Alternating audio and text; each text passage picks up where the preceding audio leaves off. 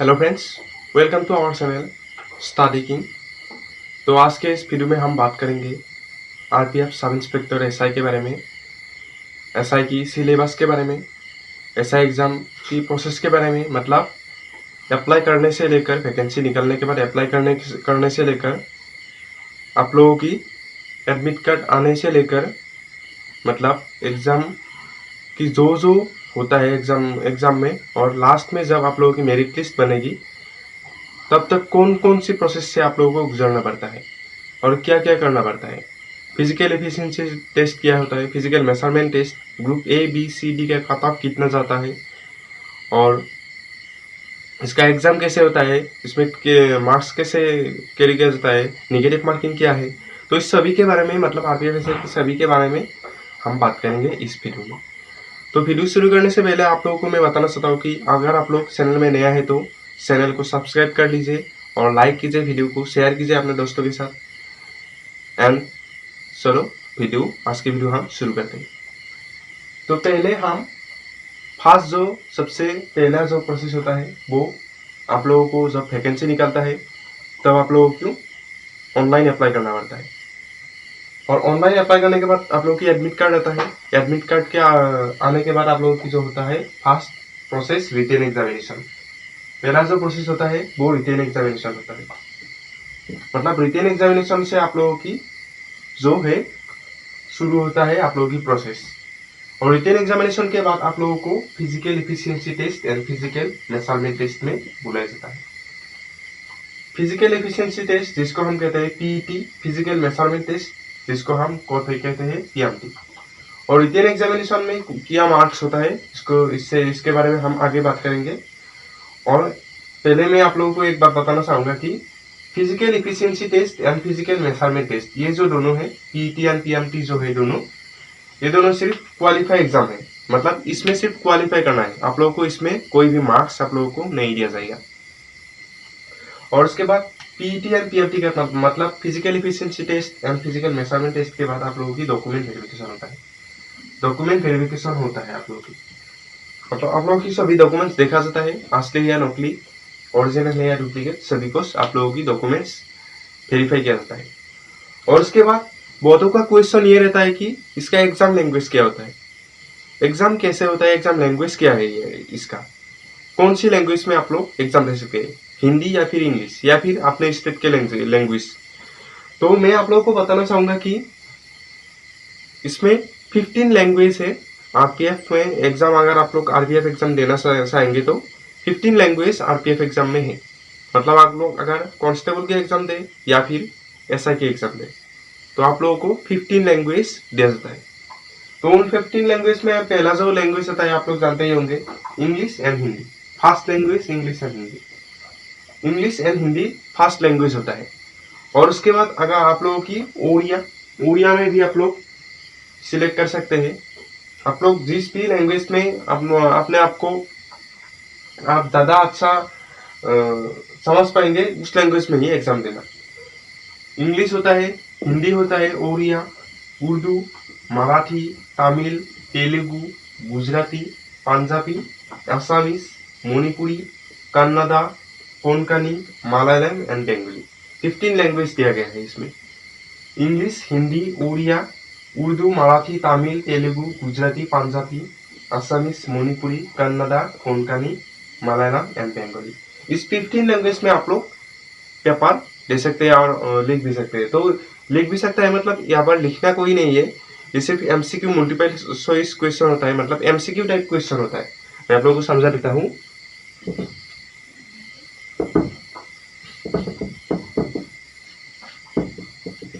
आप लोगों की एमसीक्यू टाइप क्वेश्चन होता है, मतलब आप लोगों को एक क्वेश्चन दिया जाएगा, एक क्वेश्चन पूछा जाएगा, एक क्वेश्चन में से आप लोगों को 60 जवाब दिया जाएगा। मतलब 1 2 3 4, इन 4 में से जो सही जवाब होगा वो आप लोगों को सिलेक्ट करना पड़ेगा। तो फर्स्ट क्वेश्चन की अगर जवाब सही है नंबर 3, तो नंबर 3 पे आप लोगों को टिक मार्क देना पड़ेगा। अगर नंबर 2 जवाब 2 नंबर जवाब सही है तो 2 नंबर पे आप लोगों को टिक मार्क देना पड़ेगा। तो एमसीक्यू टाइप क्वेश्चन ये होता है, मल्टीप्लाई चॉइस क्वेश्चन। और इसमें बात करते हैं हम मार्क्स कितना आता है। तो मार्क्स होता है 120, टोटल मार्क्स 120 होता है, 120 टोटल मार्क्स होता है।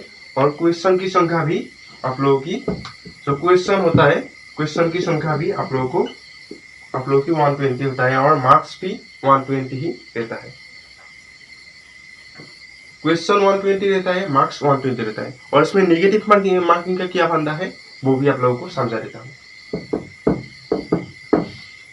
तो नेगेटिव मार्किंग यह होता है कि अगर आप लोगों ने 3 जवाब गलत किया तो आप लोगों की 1 नंबर काट लिया जाएगा। मतलब 3 गलत जवाब पर आप लोगों की 1 नंबर काटा जाएगा। तो नेगेटिव मार्किंग का ये फंडा है।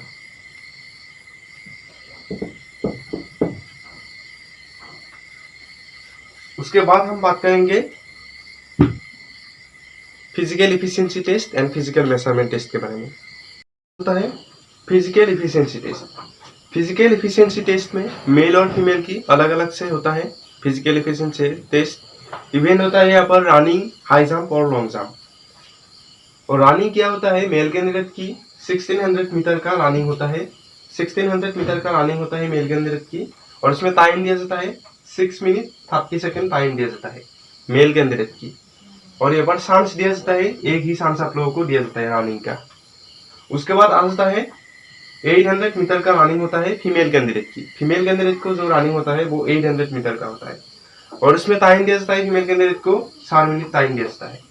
और चांस यहाँ पर एक ही होता है, एक ही चांस आप लोगों को दिया जाता है। और उसके बाद आ जाता है हाई जंप। हाई जंप के बारे में हम बात करेंगे तो मेल कैंडिडेट की जो होता है 4 फीट हाई जंप होता है। हाई जंप आप लोगों को 4 फीट दिया जाता है मेल कैंडिडेट को। और फीमेल कैंडिडेट को दिया जाता है 3 फीट, मतलब 3 फीट फीमेल कैंडिडेट को दिया जाता है। मेल कैंडिडेट को 4 फीट दिया जाता है हाई जंप, और फीमेल कैंडिडेट को 3 फीट दिया जाता है। और यहाँ पर चांस आप लोगों को 2 बार चांस दिया जाता है। मतलब 2 बार में आप लोगों ने अगर क्लियर नहीं कर पाएंगे तो आप लोगों को तीसरी बार आप लोगों को चांस नहीं दिया जाएगा। अगर आप लोग एक बार में क्लियर नहीं कर पाएंगे तो दूसरी बार आप लोगों को चांस दिया जाएगा, और उसके बाद आप लोगों को तीसरी बार चांस नहीं दिया जाएगा। यहाँ पर सिर्फ 2 ही चांस मिलता है। और लॉन्ग जंप के बारे में हम बात करेंगे तो लॉन्ग जंप 12 फीट दिया है मेल कैंडिडेट को। मेल कैंडिडेट को 12 फीट लॉन्ग जंप देना पड़ेगा, और फीमेल कैंडिडेट को 9 फीट लॉन्ग जंप देना पड़ेगा। और यहाँ पर चांस भी 2 ही चांस दिया गया है, 2 चांस दिया गया है। मेल कैंडिडेट की 12 फीट और फीमेल कैंडिडेट की 9 फीट लॉन्ग जंप देना पड़ेगा। यहाँ पर चांस 2 दिया गया है। तो फिजिकल एफिशिएंसी टेस्ट के बारे में मैंने बताया। और उसके बाद आ जाता है फिजिकल मेजरमेंट टेस्ट के बारे में। तो चलिए फिजिकल मेजरमेंट टेस्ट में क्या होता है, आप लोगों की कैटेगरी के हिसाब से होता है। हाइट फीमेल के लिए और मेल के लिए अलग अलग होता है हाइट। और उसके बाद चेस्ट भी होता है, चेस्ट सिर्फ मेल के लिए, मेल कैंडिडेट के लिए होता है चेस्ट। तो आइए बता देता हूँ। हाइट मेल कैंडिडेट के लिए जनरल और ओबीसी की बात करेंगे तो 165 सेंटीमीटर हाइट होना जरूरी है जनरल और ओबीसी कैंडिडेट के लिए। और एससी एसटी के लिए मेल कैंडिडेट की हाइट होना जरूरी है 160 सेंटीमीटर। 160 सेंटीमीटर से अगर आप नीचे हैं तो आप लोग अप्लाई नहीं कर पाएंगे। 160 सेंटीमीटर आप लोगों की हाइट होना जरूरी है एससी और एसटी कैंडिडेट के लिए। जनरल और ओबीसी कैंडिडेट के लिए 165 सेंटीमीटर, और एससी एसटी के लिए 160 सेंटीमीटर। और अदर्स मतलब कौन सा, हिल एरिया का जो होता है। मतलब अगर आप लोग हिमाचल प्रदेश जैसे इलाके से बिलोंग्स करते हैं, मतलब हिल एरिया से बिलोंग्स करते हैं, तो आप लोगों की जो हाइट होना चाहिए 163 सेंटीमीटर। मतलब आप लोग अगर अदर्स से बिलोंग्स करते हैं तो आप लोगों की हाइट होना चाहिए 163 सेंटीमीटर मेल कैंडिडेट की। अब फीमेल कैंडिडेट के बारे में हम बात करेंगे। जनरल और ओबीसी कैंडिडेट के लिए हाइट होना जरूरी है 157 centimetre for female candidate. Female candidate की हाइट होना चाहिए जनरल और ओबीसी कैंडिडेट के लिए 157 सेंटीमीटर। और एससी एसटी के लिए हाइट होना जरूरी है फीमेल कैंडिडेट की 152 सेंटीमीटर। 152 सेंटीमीटर हाइट होना जरूरी है एससी एसटी के लिए। और अदर्स मतलब हिल एरिया से अगर बिलोंग्स करते हैं तो आप लोग हाइट होना चाहिए फीमेल कैंडिडेट की 155 सेंटीमीटर। और शेष सिर्फ मेल कैंडिडेट के लिए है। शेष के बारे में हम बात करेंगे तो जनरल और ओबीसी कैंडिडेट की 80 से लेकर 85 सेंटीमीटर के बीच होना जरूरी है। मतलब एक्सपेक्टेड आप लोगों की 85 सेंटीमीटर होना ही पड़ेगा। और SC ST की 76.2 से लेकर 81.2 सेंटीमीटर शेष होना जरूरी है। और अदर्स मतलब हिल एरिया से है तो आप लोगों की हाइट 80 से 85 सेंटीमीटर ही होना पड़ेगा। मतलब जनरल ओबीसी और अदर्स से अगर बिलोंग्स करते हैं तो 80 से 85 सेंटीमीटर होना ही पड़ता है। तो फिजिकल मेजरमेंट टेस्ट के बारे में बताया, फिजिकल एफिशिएंसी टेस्ट के बारे में बताया। और अब हम बात करेंगे सिलेबस के बारे में। सिलेबस क्या क्या होता है, तो सिलेबस के बारे में भी हम विस्तार में बात करते हैं। सिलेबस क्या क्या होता है इसके बारे में भी विस्तार में बात करेंगे। तो सिलेबस क्या होता है, जनरल अवेयरनेस की 35 क्वेश्चन होता है और 35 मार्क्स होता है। मतलब जनरल अवेयरनेस से आप लोगों की 35 क्वेश्चन आएगी और 35 मार्क्स भी होगा। एक एक नंबर का क्वेश्चन होगा, एक एक नंबर का मार्क्स भी एक एक मार्क्स रहेगा। एक नंबर का 1 नंबर का मार्क्स होगा और क्वेश्चन भी 35 होगा। मतलब क्वेश्चन भी 35 होगा और मार्क्स भी 35 ही रहेगा, एक एक नंबर का क्वेश्चन होगा। और उसके बाद हम बात करेंगे अरिथमेटिक। अरिथमेटिक से भी 35 क्वेश्चन आएगा, 35 मार्क्स रहेगा। मतलब एक एक नंबर का क्वेश्चन होगा। सब मल्टीप्लाई चॉइस क्वेश्चन होगा, मतलब सभी जो होगा MCQ टाइप क्वेश्चन होगा, सभी MCQ टाइप क्वेश्चन होगा। और जनरल इंटेलिजेंस एंड रीजनिंग का 35 लिखा है, 50 क्वेश्चन आएगा और 50 मार्क्स भी 50 रहेगा। मतलब जनरल इंटेलिजेंस एंड रीजनिंग का भी 50 क्वेश्चन आएगा और 50 मार्क्स रहेगा। टोटल कितना मार्क्स रहेगा, टोटल 120 मार्क्स रहेगा। 120 मार्क्स रहेगा टोटल और 120 क्वेश्चन की संख्या रहेगा, जिसमें से आएगा जनरल अवेयरनेस में से 35 क्वेश्चन 35 मार्क्स, अरिथमेटिक से 35 question 35 marks, general intelligence and reasoning से 50 क्वेश्चन 50 मार्क्स। और अगर आप लोगों को सिलेबस के बारे में विस्तार में बताना है तो आप लोग कमेंट कीजिए, नीचे लाइक कीजिए वीडियो को। सिलेबस के बारे में विस्तार में बात करूंगा। मतलब जनरल अवेयरनेस से क्या क्या आएगा क्वेश्चन, कैसे क्वेश्चन आएगा, क्या क्या आता है जनरल अवेयरनेस में, और अरिथमेटिक में क्या क्या आता है, और जनरल इंटेलिजेंस एंड रीजनिंग में क्या क्या आता है, इसके बारे में अगर आप लोगों को वीडियो चाहिए तो मुझे कमेंट कीजिए, नीचे कमेंट कीजिए, आप लोगों को वीडियो दे दूंगा। और चैनल में नया है तो चैनल को सब्सक्राइब करके रखिए। और उसके बाद हम बात करेंगे कट ऑफ के बारे में। कट ऑफ कितना जाता है, कट ऑफ कितना जाता है। तो कट ऑफ के बारे में बात करने से पहले मैं आप लोगों को बताऊंगा कि कट ऑफ ग्रुप ABCDE मतलब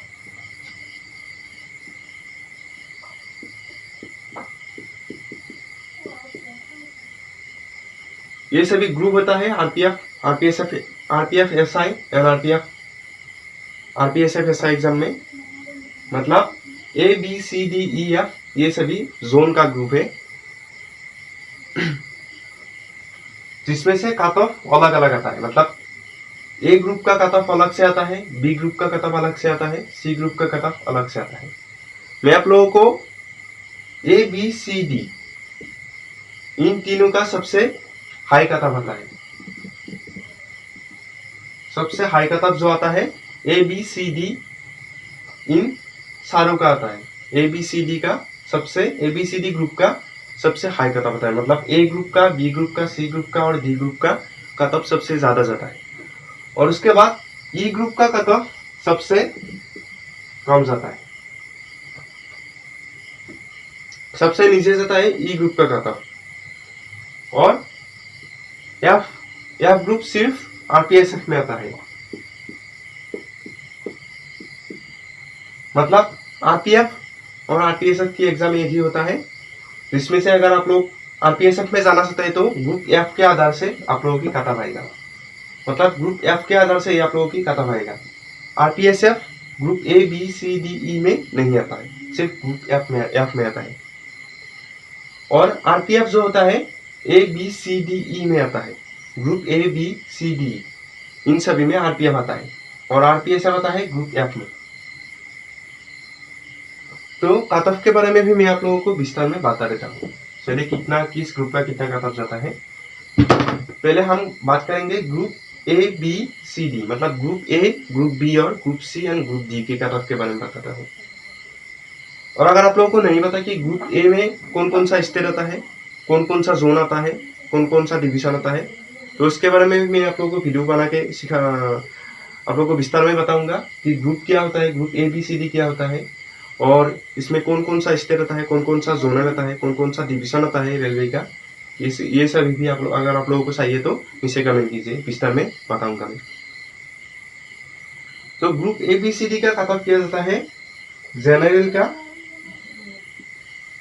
जनरल कैंडिडेट का कट ऑफ जाता है group A, group B, group C and group D में 120 क्वेश्चन में से 120 मार्क्स में से 120 क्वेश्चन और 120 टोटल मार्क्स में से जनरल का कट ऑफ जाता है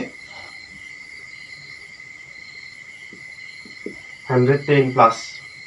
मतलब 120 में से 110, अगर 110 से ज्यादा लाएंगे तो ही जनरल में से, अगर जनरल कैंडिडेट है तो आप लोगों की मेरिट लिस्ट में नाम आएगा। और उसके बाद आता है ओबीसी की, ओबीसी की कट ऑफ जाता है 100 प्लस। 100 प्लस आप लोगों को लाना ही पड़ेगा ओबीसी से है तो। और एससी एसटी के बारे में बता देता हूँ। एससी एसटी की कट ऑफ कितना जाता है 85 प्लस। अगर आप लोग एससी एसटी से बिलोंग्स करते हैं तो आप लोगों को 85 प्लस कट ऑफ लाना ही पड़ेगा। 85 प्लस कट ऑफ जाता है group A, group B, group C and group D में। और उसके बाद हम बात करेंगे और भी एक है एक सर्विसमैन। अगर आप लोग एक सर्विसमैन है तो आप लोगों की कट ऑफ कितना जाता है group A, group B, group C and group D में आप लोगों की कट ऑफ जाता है 60 प्लस। 60 प्लस आप लोगों की कट ऑफ जाता है एक सर्विसमैन है तो आप लोग। और उसके बाद हम बात करेंगे ग्रुप ई के बारे में। ग्रुप ई में सबसे कम कट ऑफ जाता है दोस्तों। ग्रुप ई की जनरल की कितना कट ऑफ जाता है 100 प्लस कट ऑफ जाता है जनरल कैंडिडेट की, ग्रुप ई में है तो। और उसके बाद हम बात करेंगे ओबीसी की। ओबीसी कैंडिडेट है तो आप लोगों की कट ऑफ कितना जाएगा 90 प्लस। मतलब अगर आप लोग ओबीसी है तो 90 प्लस या फिर 85 में भी आ जाता है। 85 में भी कभी कभी आ जाता है, लेकिन 90 प्लस है तो ज्यादा अच्छा रहेगा। और एससी एसटी की कट ऑफ के बारे में बताएंगे तो ये मैं मेल कैंडिडेट की बारे में बात कर रहा हूँ, फीमेल कैंडिडेट की अलग से कट ऑफ आता है। एससी एसटी की